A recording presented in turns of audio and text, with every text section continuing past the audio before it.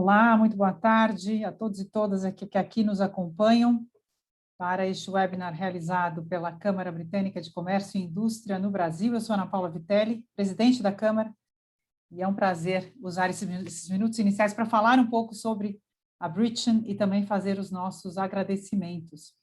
A Brittain, ela tem como missão ser a referência da comunidade empresarial Reino Unido-Brasil, propiciando um fórum cada vez mais relevante para o incremento do comércio bilateral, investimentos, serviços e relacionamento.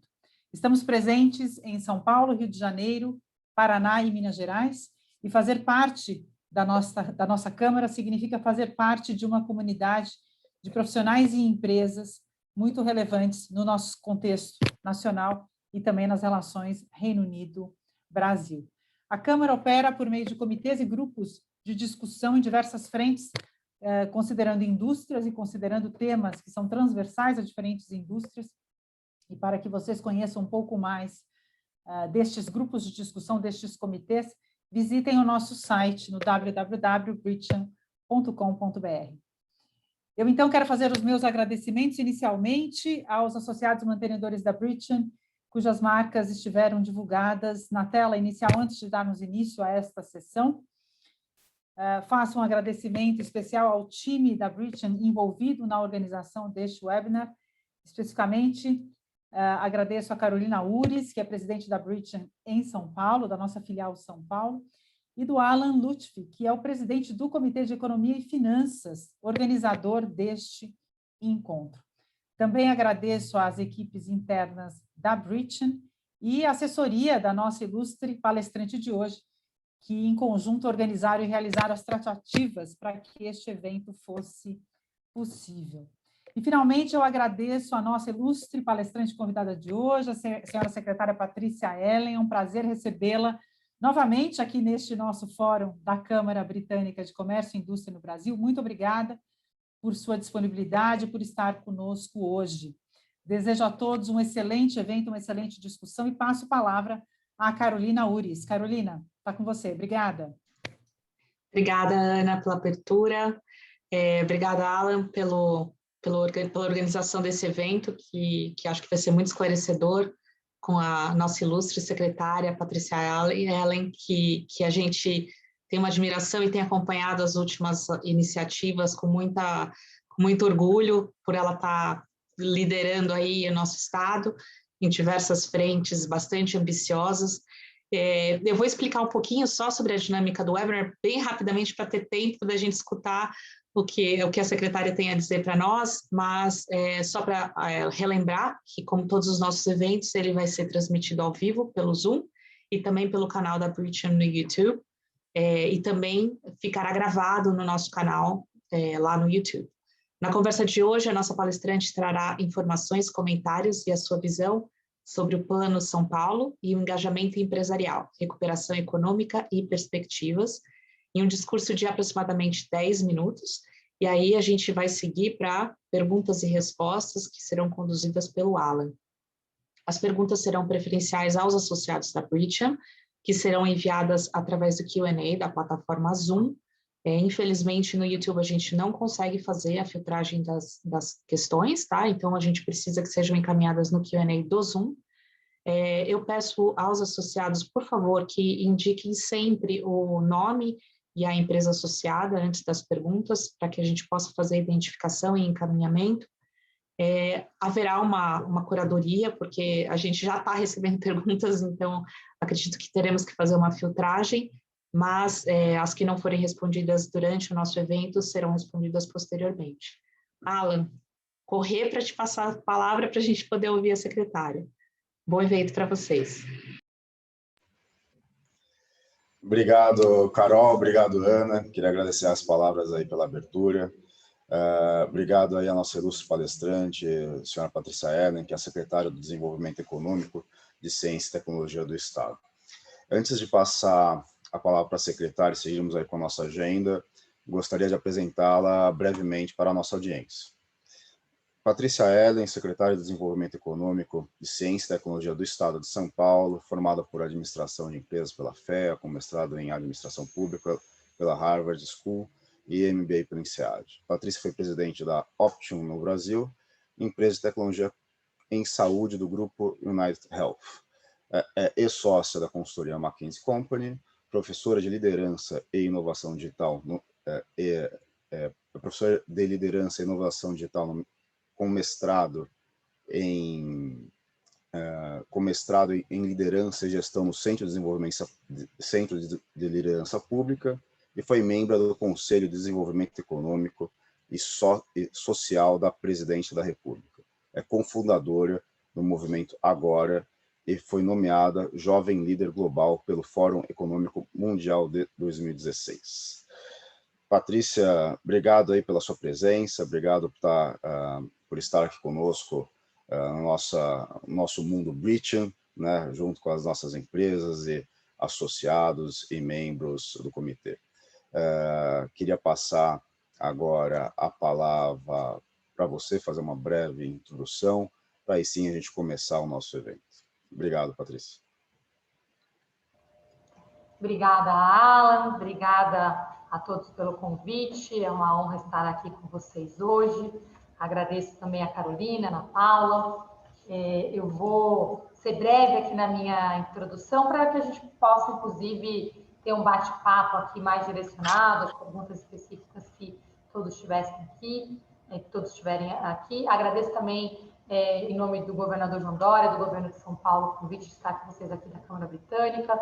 O Estado de São Paulo vê na Inglaterra, no Reino Unido, um grande parceiro comercial. O governador João Dória pessoalmente esteve em missão em Londres. Nós estamos trabalhando juntos agora com uma série de iniciativas de atração de investimentos bilaterais, com investimentos britânicos no estado de São Paulo e vice-versa, investimentos de São Paulo também na Inglaterra. Nós temos também uma série de parcerias em ciência e tecnologia e tenho certeza que as oportunidades vão ser cada vez maiores.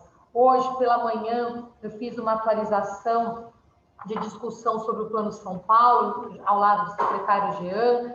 Estamos aqui com boas notícias, já vendo claramente o resultado da vacinação, quando a gente começa a perceber que nessa semana epidemiológica que fechou no último sábado, nós tivemos uma redução no número de casos muito expressiva, nas internações também. Tivemos uma queda de 20%, 20,6% nos casos, de uma semana para outra, nas internações de 11,4%. E com uma excelente notícia que as internações chegaram no menor patamar desde a semana epidemiológica de número 9, ou seja, a gente está, para vocês terem uma ideia, na semana 26, então a gente está falando aqui de um número muito expressivo. Há 4 meses atrás, entre 3 e 4 meses atrás, a gente está chegando num patamar de controle muito grande e na maior desaceleração que nós tivemos de ocupação de leitos de UTI e de leitos de enfermaria COVID. Lembrando que a nossa grande meta com a vacinação nesse momento é aumentar o nível de imunidade, não somente com relação à doença, mas principalmente com relação a casos graves, para que nós possamos reduzir os óbitos. Também tivemos uma redução de 10,6% de óbitos nessa última semana e essa desaceleração que eu mencionei. Com isso, a ocupação de leitos no estado de São Paulo é a menor nesse último período. Nós temos uma ocupação de 72,2% e na região metropolitana, na Grande São Paulo, uma ocupação de leitos de 66,4%, ou seja, uma redução muito expressiva e boas notícias.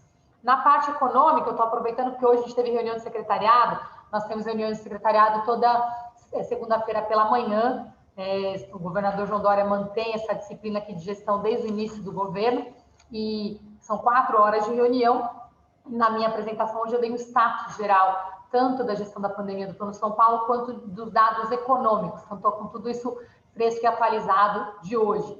Então, nós temos também, no cenário econômico, muitas notícias boas, uma retomada sustentada da economia. Então, nós tivemos um novo recorde de abertura de empresas. Nós tivemos agora, no mês de junho, 25.699 empresas abertas na junta comercial. Então, a gente olha tanto mês quanto no caso da junta comercial, a gente está falando de empresas limitadas, Eireli, SA, são empresas de um porte maior, empresas que empregam, e esse recorde é o maior número que nós tivemos em mais de 20 anos de registros da junta comercial. E esse é o nosso quarto recorde aqui consecutivo, na verdade, 5º de janeiro. A gente teve recorde em fevereiro, março, abril, maio, junho, então esse é o 5º. E temos, ao mesmo tempo, registros de saldo positivo de geração de empregos. Nós estamos com estoque de empregos gerados aqui de mais de 12 milhões e o saldo de 387 mil novos postos de trabalho desse período aqui de janeiro a maio de 2021. Então, isso mostra uma retomada acontecendo. Além disso, eu queria enfatizar 2 grandes números aqui. Um é do PIB, vocês devem ter acompanhado as declarações do secretário Henrique Meirelles e os números da Fundação SEAD. Nós revisamos a nossa projeção do PIB para 2021 para cima, então a expectativa é que a gente tenha um PIB aqui entre 6% e 7,8% de crescimento. Lembrando que em 2020 São Paulo teve um crescimento de 0,4%, enquanto o Brasil teve uma recessão de 4,1%, e em 2019 São Paulo cresceu quase 3 vezes mais que o Brasil. Isso é importante porque talvez pouca gente saiba e acha que seja comum, né, essa performance tão acima da média do Brasil de São Paulo, e não é. Hoje, inclusive, apresentei na reunião do secretariado uma série histórica desde 2003, mostrando que, tipicamente, São Paulo cresce igual ao Brasil ou até um pouco menos. Nós tivemos poucos anos onde São Paulo teve um leve crescimento acima do Brasil, na verdade, especificamente, somente em 2004 e 2007, e com uma taxa levemente maior, e todos os outros anos São Paulo cresceu igual ou menos, né? E os maiores destaques de descolamento de São Paulo foram nesses últimos 3 anos, 2019, 2020 e agora 2021, que a projeção de crescimento de São Paulo também está aqui entre 2 e 3 pontos percentuais acima da expectativa já revisada do Brasil. No que tange à atividade econômica, nós apresentamos hoje também números muito importantes com relação aos setores econômicos. Nós fizemos um mapa em parceria com a Secretaria da Fazenda, o nosso Instituto de Pesquisas Tecnológicas, montou um painel de controle para que possamos monitorar o faturamento por setor econômico através das notas fiscais eletrônicas, de uma forma anonimizada. E nós vimos e comparamos semanas de 2021 com semanas de 2019.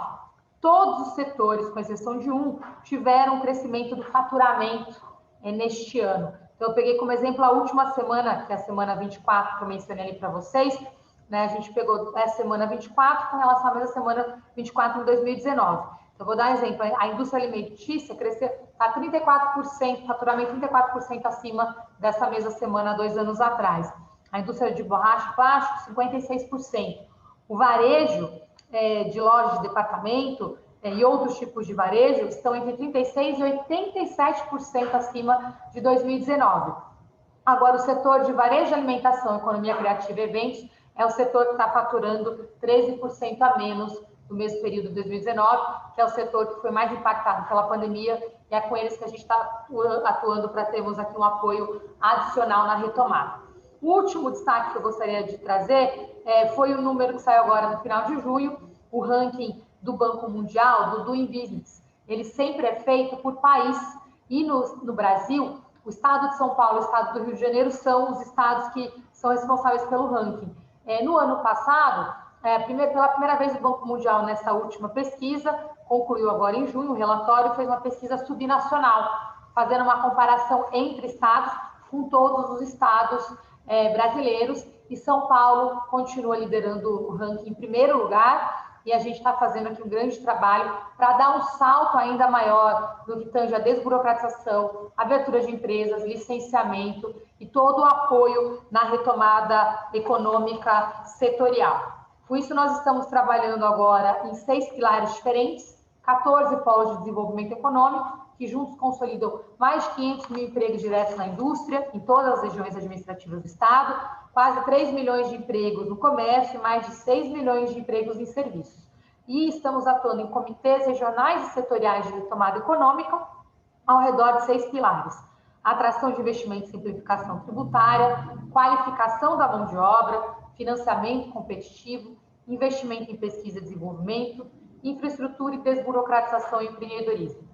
Para finalizar minha fala, eu queria destacar 4 pontos desse processo. São Paulo quer ser referência mundial no modelo de desenvolvimento econômico inclusivo, inovador e sustentável, e para isso nós estamos atuando em alguns pilares fundamentais. O governador João Dória, desde o início da gestão, nos pediu para ter um olhar atento para combate de desigualdades. Então, nós temos trabalhado, por exemplo, com o empreendedorismo feminino, o afroempreendedorismo e combate a desigualdades utilizando a qualificação técnica e o apoio ao empreendedorismo para que possamos ter fontes de geração de renda para toda a população. Demos um grande salto de inclusão na Secretaria de Desenvolvimento Econômico, Ciência e Tecnologia. Nós temos a responsabilidade de coordenar o ecossistema de ensino superior paulista, de ensino técnico. Nós estamos triplicando o acesso ao ensino técnico para os jovens do ensino médio, em parceria com a Secretaria de Educação, com o secretário Rossielli, através de um programa chamado Novotec, que é um pilar fundamental do novo ensino médio. Nós também estamos dando salto de inclusão nas universidades. A USP foi capa do Estadão há 3 semanas atrás, porque nós conseguimos sair de 25% dos alunos vindo de escolas públicas para 51,7%. E a Univesp, que é a nossa universidade virtual, hoje ela está com mais de 250 mil alunos, sendo mais de 50 mil deles em ensino superior e 70% vindo de escolas públicas. Então, a gente fez um trabalho muito grande de inclusão, de gênero, de raça e econômica. Na Univesp, como exemplo, mais de 40% são negros, pardos e indígenas, e nós temos também cerca de metade dos alunos, na verdade, pouco mais que a metade, são mulheres. Então, esse olhar cuidadoso aqui de inclusão é uma prioridade do governador, a qualificação técnica é uma segunda prioridade muito importante, investimento em ciência e tecnologia. Hoje nós temos orçamento na pasta de 17 bilhões de reais, só ensino superior e ecossistema de ciência e tecnologia são mais de 10 bilhões. Lembrando que a FAPESP, que é a nossa Fundação de Amparo à Pesquisa, como um dos exemplos, ela tem um orçamento hoje 1/3 maior do que quando iniciou nossa gestão, e ali financiou as vacinas, a vacina do Butantan, que está sendo tão importante nessa luta contra a Covid, e tem financiado uma série de projetos através do programa que chama Ciência para o Desenvolvimento, e também investido com recursos não reembolsáveis para startups. Lembrando que, infelizmente, isso não é a regra no Brasil, o orçamento de ciência e tecnologia nacional reduziu para 1/3 do que ele era 2 anos atrás. Então, o nosso aumentou 1/3, o do Brasil reduziu para 1/3 do que era. Isso nos preocupa muito. Nós sabemos aqui que a comunidade britânica é um exemplo, inclusive, de investimento em ciência e tecnologia e que aumentou esse investimento durante a pandemia, que foi exatamente o que São Paulo fez nesse processo.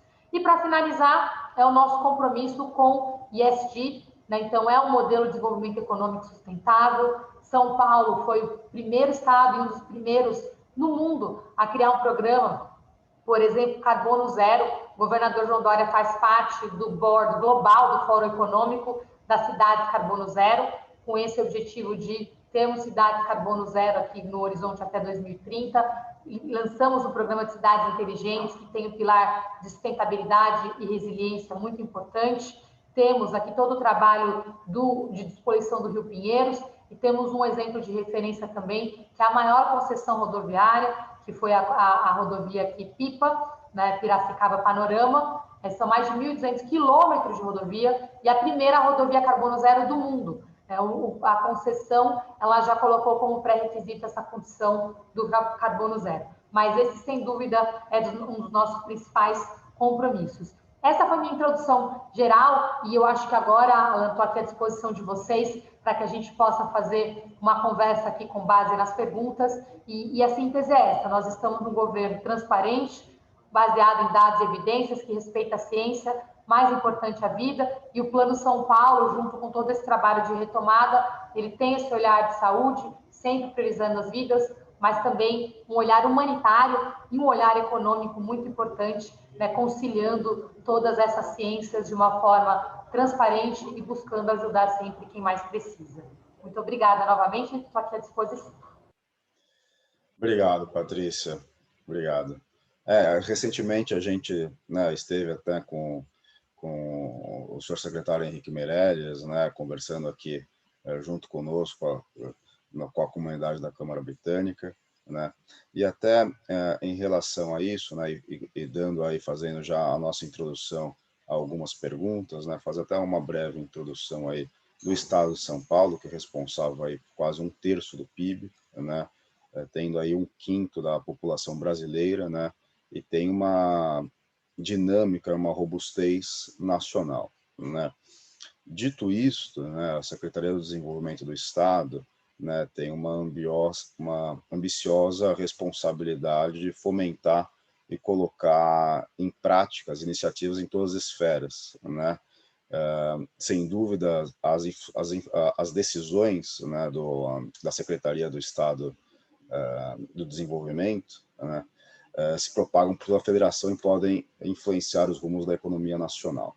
Eu até gostaria, né, já falando já entrando em algumas pautas e algumas perguntas, realmente, a gente já recebeu até umas perguntas dos nossos associados, eu queria até começar por uma das perguntas dos nossos associados. O André Araújo, da Shell, né, já pergunta o seguinte: Patrícia, como você vê a proposta da reforma tributária em andamento em Brasília? Reconhecemos a importância do tema e de sua urgência. Entretanto, entendemos a importância da manutenção da competitividade, da simplicidade tributária e não do aumento de carga tributária para assegurar a retomada econômica e de investimentos. Um grande desafio são as possíveis alterações tributárias que possam impactar nos investimentos já feitos ou em andamento. Eu até complemento, né, até complementando essa pergunta, a gente vê que vai ter muitas mudanças, né, em relação a esta reforma tributária, né, e mudanças que impactam os próximos 20, 30, 50 anos, mudanças eventualmente um pouco mais complexas, até na tributação de dividendos, né? Então, como você vê essa proposta e o andamento dela em Brasília? Eu sou uma grande defensora de nós termos aqui, sim, uma reforma tributária, juntamente, inclusive, com uma reforma administrativa, né? Lembrando que esse governo federal, ele foi eleito muito pautado em cima de grandes reformas estruturantes que, infelizmente, não aconteceram. Isso é bastante grave no contexto que nós estamos vivendo. Até como uma referência em paralelo, nós estamos vendo como fez a diferença no estado de São Paulo a coragem do governador João Dória de realizar uma reforma administrativa no estado de São Paulo, num momento muito difícil, mas muito necessário. Essa reforma que trouxe uma economia de mais de 7 bilhões de reais está permitindo hoje, além da eficiência de gestão do Estado, nós estamos recolocando, investindo na economia, há um pacote adicional de infraestrutura, de investimento em projetos emergenciais econômicos e humanitários, de quase 20 bilhões de reais. Né? Então, e esse valor da economia da reforma administrativa foi fundamental para viabilizar isso. Como isso não aconteceu no governo federal, eu tenho uma preocupação muito grande nesse momento, que é a gente precisa economizar de um lado, reduzir a carga tributária para apoiar os empreendedores, né, e investir em grandes projetos sociais e de infraestrutura. Né? E nós temos hoje uma economia, uma gestão financeira muito frágil, né, no âmbito nacional, que cria um desafio muito grande para o Brasil nos próximos anos, porque a retomada econômica, no que tange ao PIB, está acontecendo muito impulsionada pelos estados, mas a população sente a inflação e sente o desemprego. E para que esses tipos de impactos sejam reduzidos, você precisa compensar com políticas econômicas e de investimento, e só é viável uma reforma administrativa e com uma reforma tributária. A reforma administrativa está muito longe de acontecer, e a tributária que está em pauta, como foi colocado aqui, ela é uma reforma, eu sinto que ela tem alguns grandes desafios. O primeiro, a reforma tributária, sem dúvida, ela precisa ser para simplificar e reduzir os impostos. Tem um olhar de redistribuição de impostos também, um olhar de combate às desigualdades, que nosso modelo de impostos hoje ele ainda é muito desigual. E ela tem o terceiro pilar, que ela deveria ser integradora, e ela exclui completamente os estados. Ela tirou toda a parte de ICMS, tirou a parte mais desafiadora, que é um olhar consolidado, integrado do Pacto Federativo. Então, com esses três olhares não atendidos, a gente fica com uma reforma muito incompleta, inclusive perigosa, né? Porque a própria alocação de impostos, como está sendo feita, ela não resolve o problema, de certa forma até aumenta a carga tributária. Então, acho que precisamos de uma reforma urgentemente, a forma como ela está sendo conduzida, o desenho que está sendo realizado precisa ser revisitado e o tempo urge. Então, acho que a gente está juntando todos os desafios, nós temos um grande problema para enfrentar pela frente, que é o atraso dessa reforma, a forma como ela está sendo conduzida infelizmente, o fato dela não estar sendo inclusiva no que tange à questão dos estados e municípios também.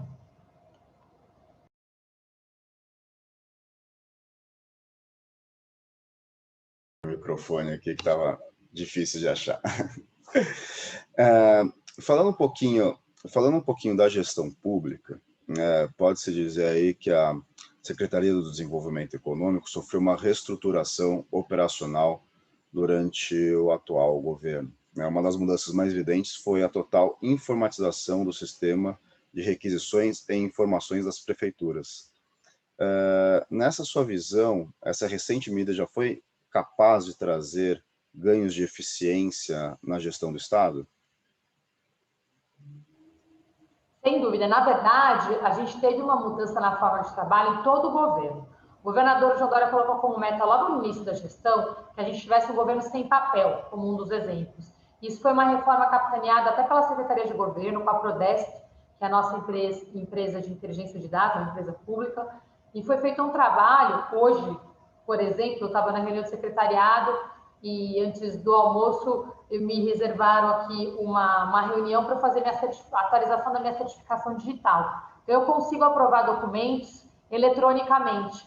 Antes, logo quando a gente entrou aqui, eu acho que eu tenho até fotos disso, antes e depois, é muito impressionante, porque a gente tinha aqueles despachos, ainda tem alguns, mas assim, pilhas de papéis, porque vem o processo inteiro, né, histórico, então tem processos de 10, 20 anos, que chegam a ter pastas dessa altura, assim, né, e que agora a gente faz tudo isso de uma forma digital. Isso ganhou muita celeridade e essa interação com os municípios ficou muito facilitada, porque a gente tinha filas de prefeitos que vinham até o Palácio para conseguir uma autorização de uma política pública, de um curso do Via Rápida, né? E hoje eles não precisam fazer isso, eles vêm, mas vêm para fazer uma discussão estratégica, uma reunião típica muito mais eficiente e ao mesmo tempo mais humana, porque a gente tirou a burocracia da frente. Para as empresas também houve um grande salto e responsabilidade direta da Secretaria de Desenvolvimento Econômico, trabalho com a junta comercial. Então, hoje, a abertura de empresas, a gente consegue fazer em até meia hora, né? Quando são empresas, a gente tem níveis de complexidade de empresas diferentes, empresas de baixo risco podem ser abertas, hoje a gente está fazendo com tempo médio de 3 horas, mas a meta é que a média seja abaixo de 1 hora, e isso foi feito com a digitalização, com o balcão único, que somente hoje o município de São Paulo, o município de São José do Rio Preto tem, e nós anunciamos no programa de Cidades Inteligentes com o governador há 2 semanas atrás, que ainda esse ano outros 100 municípios terão essa implantação e com o financiamento do governo do estado para viabilizar essa agilidade de gestão. Um último exemplo que impacta direto a vida do cidadão, eu trouxe um exemplo para dentro da gestão pública, um exemplo do empreendedor, empresário, e um exemplo do cidadão durante a pandemia, o Poupa Tempo. Né? Quando nós iniciamos a pandemia, o Poupa Tempo ele vivia ainda muito pautado, o agendamento era eletrônico, mas os serviços todos eram presenciais. O trabalho que o vice-governador fez durante esse período foi garantir que praticamente todos os serviços do Poupa Tempo sejam disponíveis online. Então, hoje a gente pode tirar a carteira de identidade online, pode tirar a carteira de habilitação online e uma série de outros procedimentos que não eram disponíveis pré-pandemia. Foi todo um trabalho que se acelerou muito durante a pandemia por uma necessidade e fica com um grande legado de digitalização que melhora muito a qualidade de vida dos cidadãos. Então, esses são 3 exemplos concretos e, obviamente, aí tem toda a parte de startups, de processos, de novas tecnologias. E aí eu queria só deixar aqui uma sugestão para quem está nos acompanhando. A gente lançou um programa que chama IdeaGov, que é a evolução do PitchGov, onde startups podem ser contratadas para resolverem problemas de governo. Então, a gente tem todo um trabalho de aceleração, incubação e apoio no financiamento e também, inclusive, consultoria para participar de licitações públicas, para que essas startups consigam entrar nesse modelo de compras públicas e escalarem, além de resolverem problemas públicos de uma forma muito mais eficiente. São 4 exemplos, todos que cresceram durante a pandemia e que ficam novamente aqui como um legado positivo.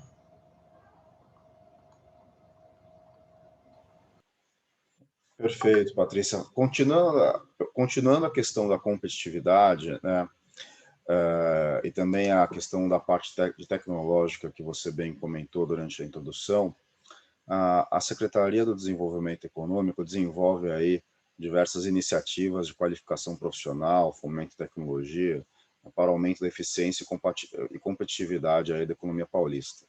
Entre elas, a gente pode citar o Polo de Desenvolvimento de Agritech, Aeroespacial, Serviços Tecnológicos. Iniciativas como essas seriam capazes de reverter a perda de competitividade e a retração da indústria do Estado?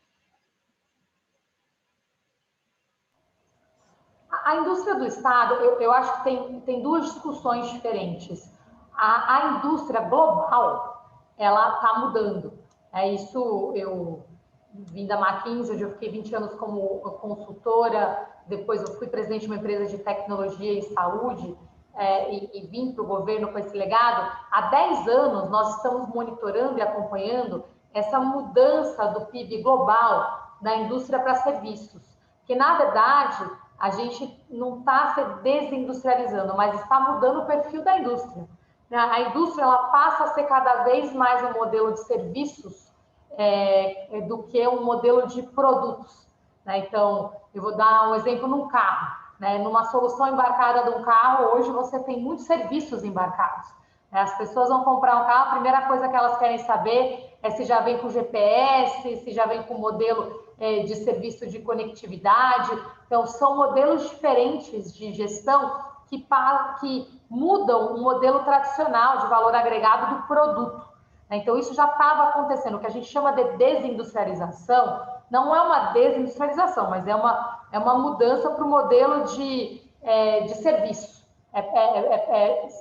Product as a service, service as a product. O ponto é esse, a gente não compra mais produto, a gente compra aquele pacote de serviços. E eu acho que a Apple foi um grande exemplo de mudança de paradigma nesse processo, né? As pessoas não compram hoje um smartphone pelo celular só, elas compram por todos os serviços embarcados, aplicativos e tudo isso. Estou dando alguns exemplos práticos aqui. Eu dou aula de inovação digital e esse é um tema que a gente trabalha há muitos anos, mas eu acho que isso causa uma confusão quando a gente fala desindustrialização, né?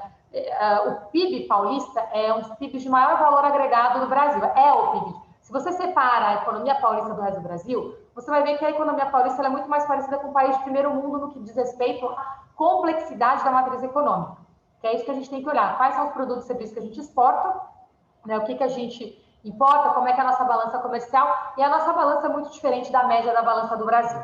Tá? Tendo dito isso, a gente tem um desafio de competitividade que tem a ver até com as questões anteriores, tributos, qualificação da mão de obra, e onde eu acho que é a grande vantagem de São Paulo. São Paulo tem esses pilares que eu mencionei. Eu acho que São Paulo está sabendo navegar uma maré, e o governador percebeu isso muito antes da pandemia. Eu tive a honra de participar em 2019, nós fizemos 10 viagens internacionais, missões para apresentar São Paulo para o mundo. E nesse processo, foi uma missão, vou dar um exemplo assim, que foi muito icônica, foi quando a gente foi para a Califórnia. Foi a primeira vez que um governador de São Paulo foi para a Califórnia. Primeiro já chamou atenção isso. Os investidores começaram a ver São Paulo como a Califórnia brasileira. Por quê? Porque a gente tem um modelo de desenvolvimento econômico com essa preocupação de inclusão, sustentabilidade e tecnologia.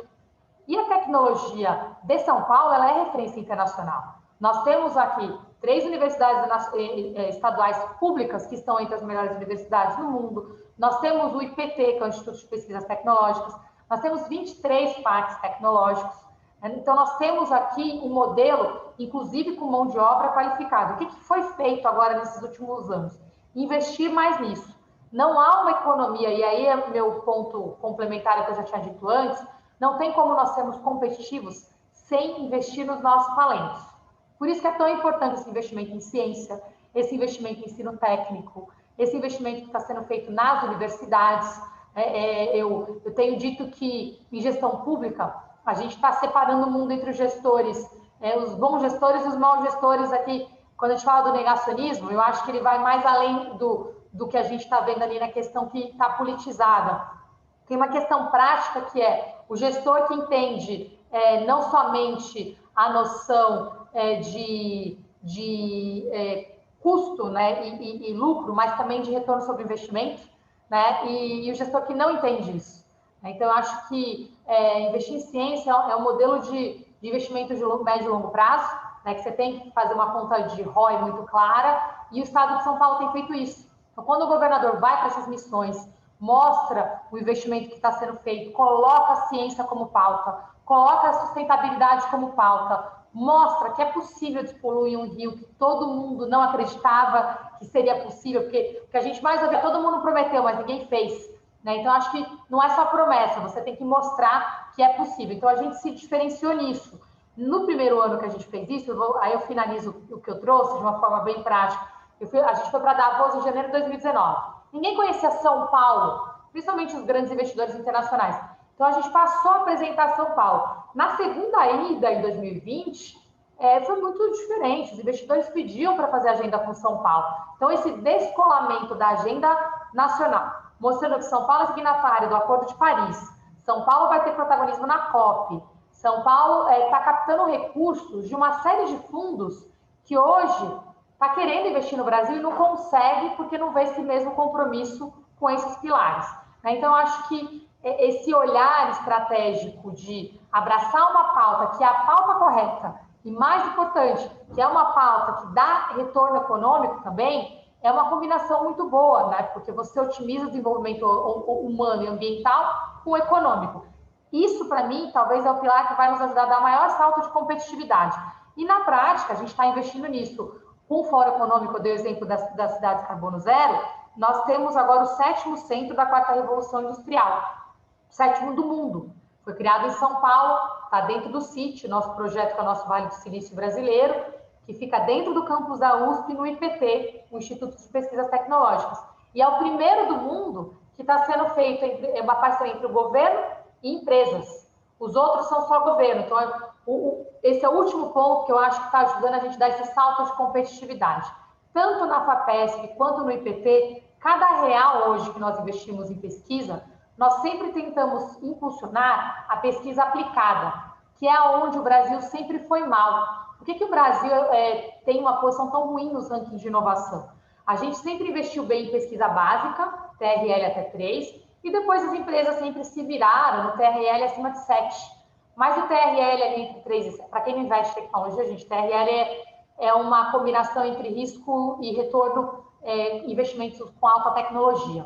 Né? TRL de 3 a 7, ele se viabiliza com co-investimento público-privado. E foi isso que a gente acelerou muito nos últimos quase 3 anos e que está dando muito resultado e que eu acho que sim vai viabilizar um grande salto de competitividade para o Estado.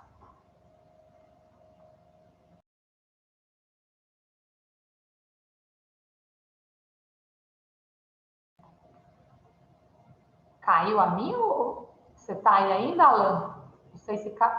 Só um instantinho, secretário. Um probleminha técnico, só um instantinho.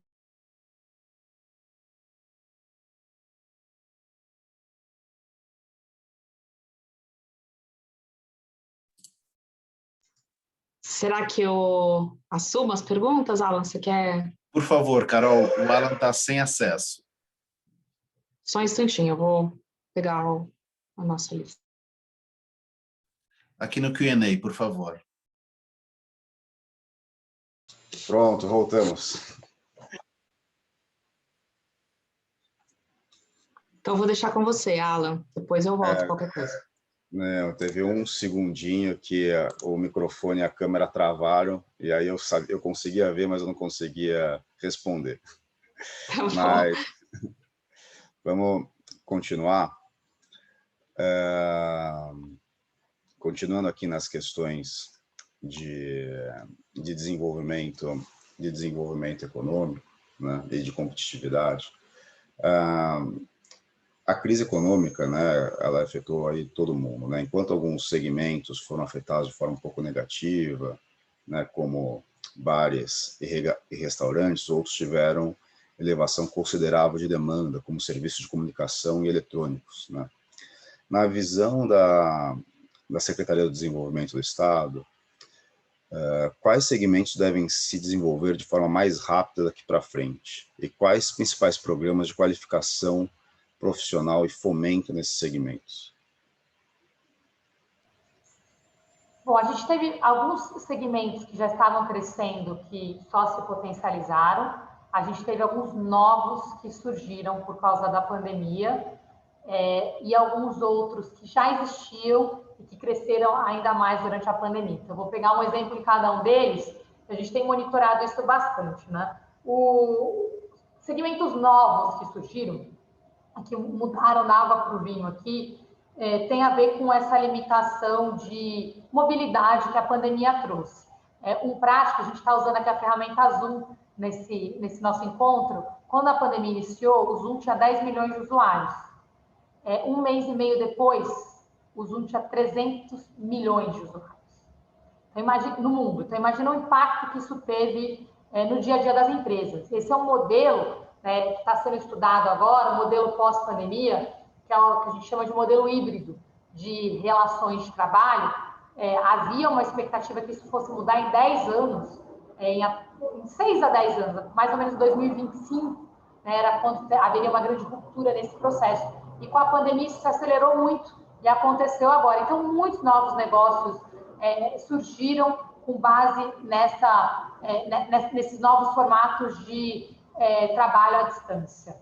Esse é um primeiro olhar, e junto com isso todo o setor de varejo online, por exemplo, comércio online, foi completamente revolucionado. Eu vou dar um exemplo nosso do Governo de Qualificação Profissional. Nós lançamos uma ferramenta recentemente com 100 mil vagas de curso online em parceria com o Mercado Livre, porque o Mercado Livre sozinho formalizou no estado de São Paulo nos últimos 12 meses 62 mil empreendedores. Então, uma empresa, eu dei o exemplo da Zoom, eu dei o exemplo do Mercado Livre, aconteceram rupturas muito grandes e nesse processo um novo modelo de empreendedorismo surgiu e que, como Estado, a gente precisa apoiar, qualificar, apoiar, prosperar, para que não seja só um empreendedorismo por necessidade, mas que seja um empreendedorismo com bons resultados. Na parte tecnológica, aconteceu uma revolução. Então, a gente pega aqui, desde a parte de vacinas que eu dei o exemplo, a saúde era um setor que já estava se revolucionando, é a área que eu estava antes de vir. Eu publiquei um livro, inclusive, em novembro de 2019, em parceria com o Carlos Lotenberg e Sidney Clark, que chama Revolução Digital na Saúde. Como novas tecnologias, inteligência artificial, podem apoiar a ter uma saúde mais humana, eficiente e sustentável. E ali a gente falava de tudo que ia acontecer até 2025. Né? Foi pré-pandemia e, de repente, veio a pandemia e tudo aconteceu ao mesmo tempo. A gente falava de telemedicina, que virou uma realidade. Telemedicina, a gente tinha um problema de regulamentação. Ela foi regulamentada em caráter emergencial por causa da pandemia. Esse, inclusive, é um legado positivo da pandemia que precisa ficar para depois. Todo o trabalho de inteligência artificial, o trabalho que é feito hoje de cirurgias monitoradas e acompanhadas por especialistas à distância, aquele modelo de cirurgias open heart indiano. Então, a saúde é um ambiente, junto com a tecnologia aplicada, que houve uma revolução muito grande. E aí, setores tradicionais, né, que já estavam crescendo, que foram potencializados durante a pandemia, vou dar um exemplo, por exemplo, da indústria de alimentação, né, supermercados, até pela mudança da necessidade de hábitos, o crescimento do modelo, tudo que tem a palavra lar, incluído home, né, homemade, tudo que a gente passou a fazer, setor de decoração, de mobiliário, equipamentos de cozinha, né, e alimentação em geral acabou crescendo muito, a gente vê isso claramente nos números. Então, dei alguns exemplos de setores assim, que cresceram exponencialmente e sempre com pilar de tecnologia como uma base para todos esses exemplos que eu dei. A qualificação, a gente investiu muito para fomentar e qualificar empreendedores, para a qualificação em tecnologia, mulheres na tecnologia, essa combinação é importante, que as mulheres sofreram muito impacto da pandemia. Nós tivemos um aumento do empreendedorismo feminino em 40% em 12 meses, As mulheres, elas cuidam dos filhos, da casa e passaram a ser chefe de família. E sofreram com desemprego em massa durante a pandemia, passaram a ser empreendedoras por necessidade. E não estavam aplicando na mesma medida para empregos na área de tecnologia, que é o setor que mais está crescendo e mais paga bem. Então, nós criamos o SPTec Mulher, criamos todos esses programas de inclusão que eu mencionei para vocês no início, nas universidades, e na Univesp nós ancoramos, junto com o Centro Paula Souza, uma plataforma de ensino à distância, que é a maior do Brasil hoje, onde a gente tem a capacidade de cobrir para ensino técnico, profissional, um ecossistema. O Centro Paula Souza e a Univesp juntos, são mais de 500 mil de alunos por ano que a gente consegue cobrir de forma gratuita em diversos cursos para poder acelerar esse processo de qualificação e junto com o Sebrae são outros 400 mil empreendedores. Então a gente cobre quase 1 milhão de pessoas por ano em programas de qualificação técnica para dar esse apoio nesse salto fundamental. A gente fala muito das crianças, da alfabetização, que é um desafio grande que a pandemia exacerbou, mas agora a gente tem outro desafio que é apoiar os nossos jovens, adultos e idosos nesses programas de requalificação, que no mundo se fala de upskilling e reskilling da população, que é uma das maiores prioridades hoje da Secretaria de Desenvolvimento Econômico, Ciência e Tecnologia. Obrigado, Patrícia. Patrícia, a gente tem algumas perguntinhas aqui dos nossos associados, né? E aí eu queria tentar fazer todas, né? São 3 perguntinhas para a gente depois finalizar, mas são perguntinhas rápidas. Luiz Guilherme, da Primos e Primos, né? Também presidente do Comitê Tributário Legal da Britian, pergunta o seguinte: São Paulo bateu um recorde de aberturas de empresas, mas o sistema de registro utilizado pela JUSESP ainda é muito confuso. Existe alguma iniciativa do governo do estado para melhorar isso? Sim, e eu queria que vocês entrassem no novo sistema para passar o feedback para a gente. Hoje eu até fechei aqui um trabalho de fazermos um levantamento de experiência com os escritórios de contabilidade, escritórios de advocacia, porque a gente criou um novo modelo da junta comercial e do balcão único. Inclusive, foi uma vitória junto com o governo federal, onde nós integramos o sistema de dados da junta comercial com o da Receita Federal, porque antes os nossos empreendedores eram obrigados a colocar os mesmos dados 2 vezes, o da Receita e o do Estado de São Paulo. Então, a gente fez uma integração do VRE, termos técnicos aqui, e do REDSIM, também com o sistema da OAB. Então, a gente fez agora essa integração para que tudo fosse feito num único lugar. Se vocês puderem ter esse teste aqui, entrando aqui no programa da Junta Comercial, se digitar Junta Digital já sai lá, mas é vrredsim.sp.gov.br, para darem uma olhada como está esse novo modelo, a nova plataforma. A gente coloca tudo no mesmo lugar. Registro, licenciamento, links para a CETESB, para todo o trabalho, exatamente para criar uma experiência diferente. E só por isso hoje dá para fazer uma abertura de uma empresa de baixo risco em menos de 1 hora. Mas o meu convite é que a gente está exatamente nessa fase aqui de testar a nova jornada, para que a gente tenha um modelo estabilizado agora, que até o fim do ano a gente vai incluir mais 100 municípios nesse novo modelo, que só estava operando hoje no município de São Paulo e no município de São José do Rio Preto. E como eu disse, São Paulo é o único no Brasil que tem esse modelo agora, e esses 2 municípios, e a gente vai fazer um rollout para mais 100 municípios até o fim do ano, para que todos tenham acesso a isso até o final do ano que vem. Mas esse é um momento bem importante que a gente está esperando esse feedback. Perfeito, obrigado. Mário Lidenheim, espero que tenha posicionado certo aí o sobrenome. Patrícia, parabéns pelos trabalhos que você e o governo vem liderando. O estado de São Paulo lidera hoje a produção de etanol e a partir da cana-de-açúcar no país, que tem sido um grande pilar das energias renováveis no país. Quais os planos concretos do Estado para apoiar o desenvolvimento da economia de baixo carbono? Obrigado. Ele é da BP. Obrigada pela pergunta, em primeiro lugar, que essa pergunta é super importante, porque, como eu disse, o governador é o único governador da América Latina que faz parte desse Conselho Global do Fórum Econômico para cidades de baixo carbono. Nós criamos uma série de metas, conversei com o secretário Vignoli hoje em dia, vai ter até um decreto mais claro aqui para as cidades. Nós temos aqui um programa do Acordo do Clima, que as empresas também podem entrar. A gente já tem 50 grandes empresas que entraram. Isso está sendo liderado pela CETESB, pela Patrícia Iglesias, junto com o secretário Penido. Nós temos também, sobre etanol especificamente, eu falei do Centro da Quarta Revolução Industrial no IPT. A gente tem um programa que chama IPT Open Experience, onde as empresas podem trazer seus departamentos de pesquisa para dentro desse espaço do governo de São Paulo, nosso CIT, e fazer co-investimento em pesquisa juntos. A Granbio, que é uma empresa de etanol segunda e terceira geração, mudou para dentro do IPT, né? O Gradim, que é o presidente da empresa, ele inclusive despacha de dentro do IPT hoje, vai de bicicleta. A gente está com programas super legais com eles. Eu não estou na minha outra sala, senão eu ia até mostrar uma amostrinha aqui para vocês do etanol que eles estão produzindo, mas a gente está fazendo isso em parceria. Tem todo o trabalho da COSAN também nesse sentido, que a gente está fazendo junto, inclusive com investimento. Um outro exemplo para baixo carbono, que a gente acabou de lançar recentemente com a Equinor.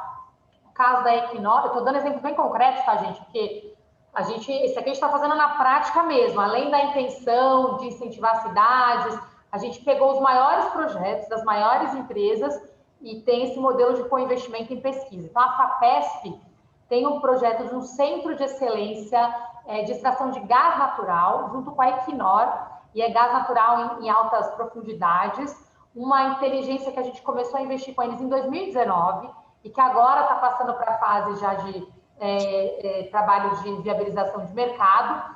O presidente da Equinor Global esteve com o governador há 3 semanas atrás, até postei um vídeo sobre isso. O primeiro investimento foi FAPESP com a empresa e agora a gente já está na próxima etapa. Então, só esses 3 exemplos, Granbio, COSAN e Equinor, já são projetos assim, que revolucionam a nossa matriz energética, porque a gente está falando de modelo verde com etanol, de modelo verde com gás natural, e além disso, todo o protocolo que a gente pegou as 50 maiores empresas em parceria aqui com a CETESB, a gente tem várias outras novidades no Acordo do Clima. O secretário Penido, da Secretaria de Infraestrutura e Meio Ambiente, tem liderado uma série de projetos voltados a esse tema, e a gente tem agora todo o programa, a gente fez um evento, inclusive, de desenvolvimento econômico sustentável, economia verde, onde a gente trouxe ali uma lista de projetos que a gente está financiando, e tem um edital agora aberto do Ciência para o Desenvolvimento, onde nós estamos co-investindo com o valor de 120 milhões de reais do Estado,